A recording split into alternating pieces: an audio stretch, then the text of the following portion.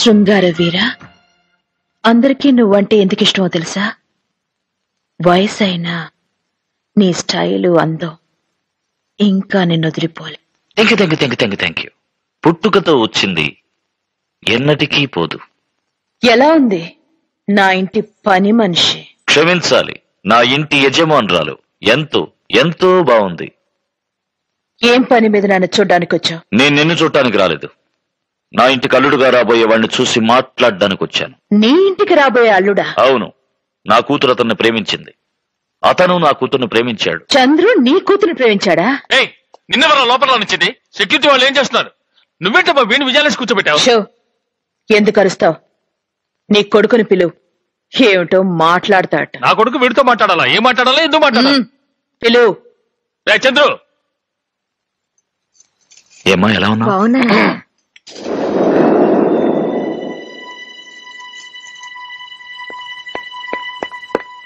Daddy పిలిచారా?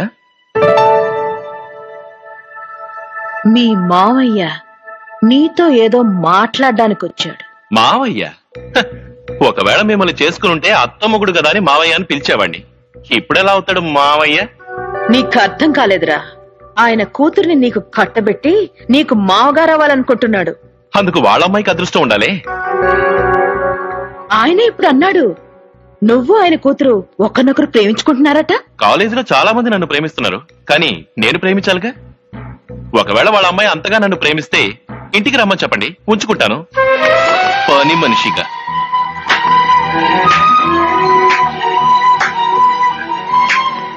See you, Dad. Bye, Auntie.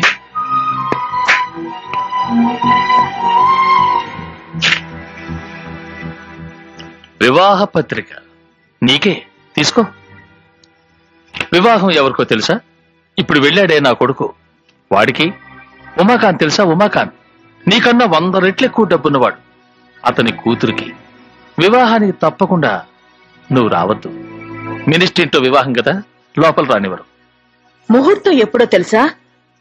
నువ్వు మీ ఊళ్ళో అందరి ముందు ప్రమాణం చేశావే, వచ్చే ముహూర్తానికే నా ఇద్దరి కూతుళ్ళకి పెళ్లి, అది జరగకపోయిందా ఈ నరసింహం ఊపిరి ఆగిపోతుందని.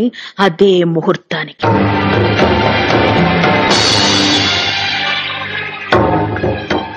ఇప్పుడు తలదించుకున్నావే, జ్ఞాపకం ఉందా? నా పెళ్లిని ఆపినప్పుడు మా నాన్న కూడా ఇలాగే తలదించుకున్నాడు తన కూతుర్ని తలుచుకుని. ఇచ్చిన మాట నిలబెట్టుకోలేకపోయి అవమానపడ్డా మా నాన్న ఊరేసుకున్నాడే. అదే విధంగా ఊరందరి ముందు చేసిన ప్రమాణం కాపాడుకోలేకపోయి అవమానపడి నువ్వే ఊరేసుకోవాలి. అది చూసి నేను సంతోషపడాలి. అప్పుడే మా నాన్న ఆత్మ శాంతిస్తుంది. మనసారా ప్రేమించిన వాడు దక్కకుండా నేను ఎలా తల్లడిల్లానో అదే విధంగా మనసారా ప్రేమించిన వాడు దక్కలేదని నీ కూతురు కూడా జీవితాంతో తల్లడిల్లాలి. నా ఇంటి పని మనిషి, నా జీవితం నాశనం చేసిన నీ ఇంటి యజమాని తన కూతురి జీవితం ఇలా పాడైందే అని తలుచుకొని క్షణ క్షణం కుళ్ళి కుళ్ళి చావాలి. అదే 18 సంవత్సరాలుగా ఒకే గదిలో అనుభవించిన అజ్ఞాతవాసం తర్వాత ఈ నీలాంబరికి జరగబోయే పట్టాభిషేకం. నువ్వంటూ ఉంటావే నా దారి రహదారి అని, ఈ నీలాంబరి దారి కూడా రహదారి. ఇక మీదట నీ ఆటలు నా దగ్గర సాగవు. అబ్బా అబ్బా అబ్బా, ఏం ప్లానింగ్, ఏం ప్లానింగ్. నువ్వు గనక రాజకీయాల్లోకి వస్తే తర్వాత అందరూ నీ దారిలో నడవాల్సిందే అనుకో. కావాలంటే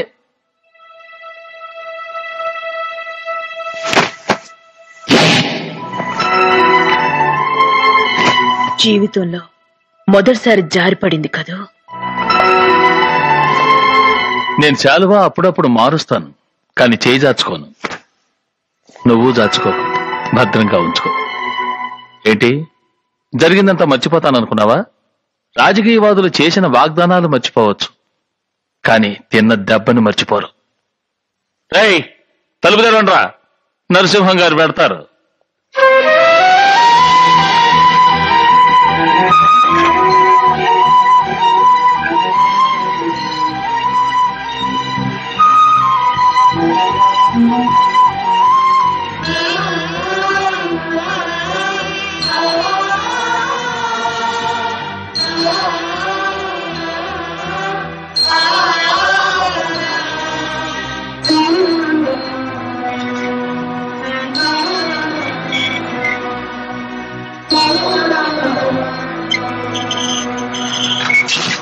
నేను మీ కూతుర్ని అంత తేలిగ్గా ఎవరి దగ్గర మోసపోను. నేను మీ కూతుర్ని అంత తేలిగ్గా ఎవరి దగ్గర మోసపోను. ఏంటి నరసింహ, ఊరు కూడా రాకుండా ఇక్కడే ఉండిపోయావు? అర్జెంట్ గా రమ్మన్నావట, ఏంటి విషయం? నువ్వు వెళ్ళి వెంటనే పెళ్లికి అన్ని ఏర్పాట్లు చేయమని వసుంధర కబురు చేయి. పెళ్లిగా? బాగా ఆలోచించి ఈ నిర్ణయం తీసుకున్నావా? ఆలోచించకుండా ఏ నిర్ణయం తీసుకోవాలని నీకు తెలుసుగా. గవర్నమెంట్ వాళ్ళ పక్కన ఉంది. పోరా, ఆ దేవుడే మన పక్కన ఉన్నాడు.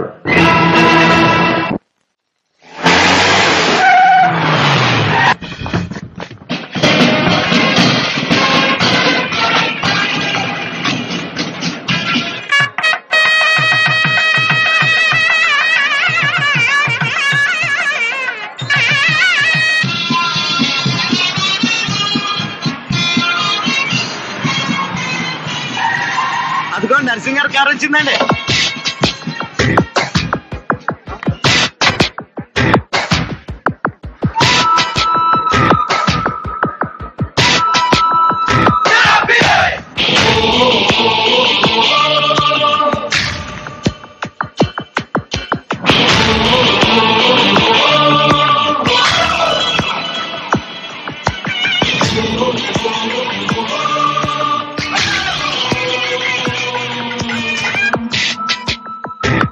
మీరు మాత్రం లోపలికి వెళ్ళకూడదు. ఏ